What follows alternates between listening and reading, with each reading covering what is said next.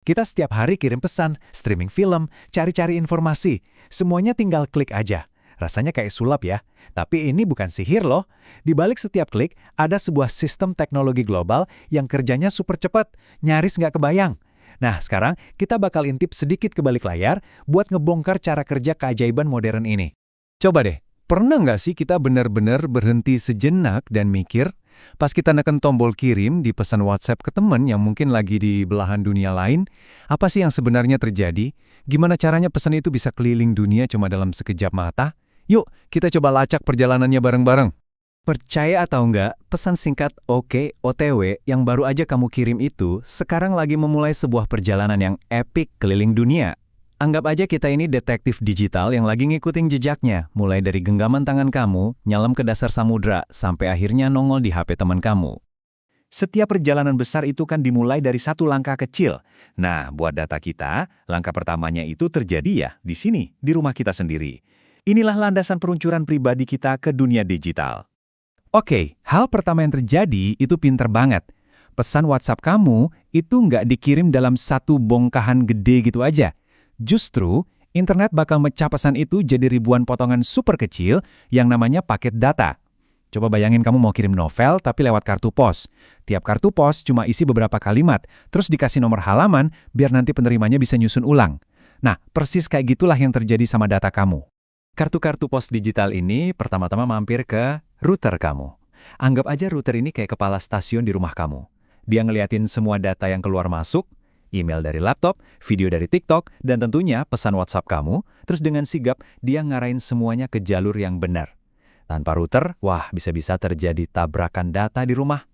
Dari router, paket data kita lanjut ketemu sama modem. Kalau router tadi itu pengatur lalu lintas di dalam rumah, modem ini ibaratnya duta besar yang ngobrol sama dunia luar. Dia yang ngerjemain bahasa digital dari jaringan rumah kamu ke bahasa yang dimengerti sama jalan raya internet di luar sana. Terus modem kamu nyambungnya ke siapa? Ke penyedia layanan internet atau yang kita kenal sebagai ISP. Merekalah yang punya dan ngelola gerbang tol buat masuk ke jalan raya internet global. Tanpa mereka, ya pesan WhatsApp kamu bakal kejebak muter-muter di jaringan rumah doang. Oke, paket data kita sekarang udah melaju kencang di jalan raya internet. Tapi, tunggu dulu, tujuannya kemana? Ada miliaran alamat di luar sana. Gimana caranya paket-paket kecil ini tahu harus belok kemana buat nemuin servernya WhatsApp? Jawabannya ada di sistem yang jenius banget namanya DNS atau Domain Name System. Gini cara kerjanya. Kita, manusia, kan ngapalinnya nama kayak whatsapp.com. Tapi komputer itu nggak peduli sama nama. Mereka cuma ngerti angka yang disebut alamat IP. Nah, DNS ini ibaratnya buku telepon raksasa buat internet. Dia langsung nyari whatsapp.com dan ngasih tahu paket data kita, "Woi, kamu harus ke alamat 103.149.232.11." Intinya gini, DNS itu pahlawan tanpa tanda jasa yang bikin internet jadi gampang kita pakai. Coba bayangin kalau tiap mau nelpon temen, kamu harus ngapalin nomor teleponnya yang panjang, bukan namanya. Mustahil kan? Nah, itulah dunia kita tanpa DNS. Dan yang lebih gilanya lagi, proses nerjemahin nama ke angka ini terjadi cuma dalam hitungan milidetik. Sekarang, paket data kita udah punya alamat tujuan yang jelas. Tapi ingat, pesan kita kan dipecah jadi ribuan kartu pos. Gimana kita bisa yakin semuanya sampai tujuan? Nggak ada yang hilang di jalan? Dan yang paling penting, bisa disusun lagi dengan urutan yang benar. Nah, untuk itu, internet punya aturan lalu lintasnya sendiri. Aturan itu namanya TCP/IP. Ini adalah fondasi dari semua komunikasi di internet, semacam bahasa universal yang dipatuhi sama semua perangkat. Seperti yang kita lihat di sini, ini sistem yang berlapis-lapis, di mana tiap lapisan punya tugas spesifik buat mastiin data kita dikemas dan dikirim dengan aman. Biar gampang, kita bedah jadi dua ya. IP itu ibarat petugas posnya. Tugasnya simple, nempelin alamat pengirim dan penerima di setiap paket. Sementara itu, TCP itu kayak manajer logistik yang perfeksionis banget. Dia yang ngasih nomor ke tiap paket, terus nanti di tujuan dia bakal ngecek, oke, paket 1 sampai, paket 2 sampai, loh, paket 3 mana nih? Kalau ada yang hilang, TCP bakal langsung minta paket itu dikirim ulang. Dia nggak akan berhenti sampai semua paket lengkap dan tersusun rapi kayak semula. Oke, paket kita udah punya alamat, udah punya aturan perjalanan, sekarang waktunya buat keliling dunia. Tapi ini jadi pertanyaan besar, di mana sih sebenarnya jalan raya global ini? Apa beneran ada di awan atau cloud? Ini dia salah satu kesalahpahaman paling umum. Kita sering banget dengar istilah cloud dan ngebayangin data kita tuh ngambang di angkasa.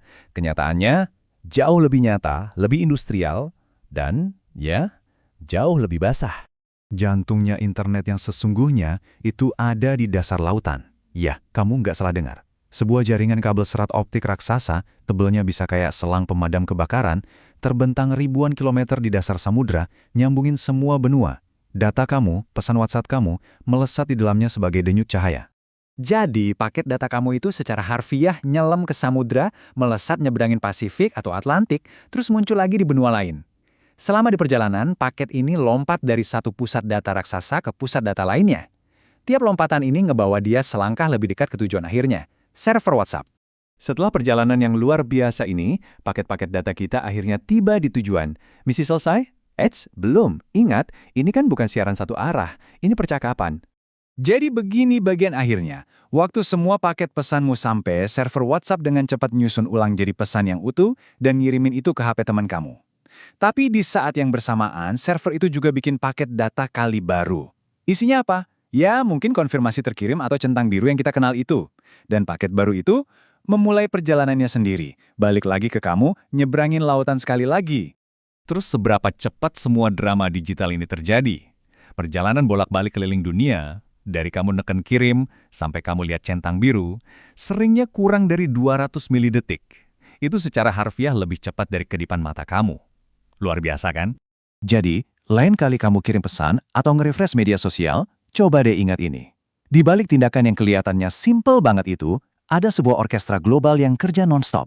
Ada paket data, router, DNS, TCP/IP, dan ribuan kilometer kabel di dasar laut. Semuanya bekerja bareng dengan harmoni yang sempurna. Cuma buat kamu.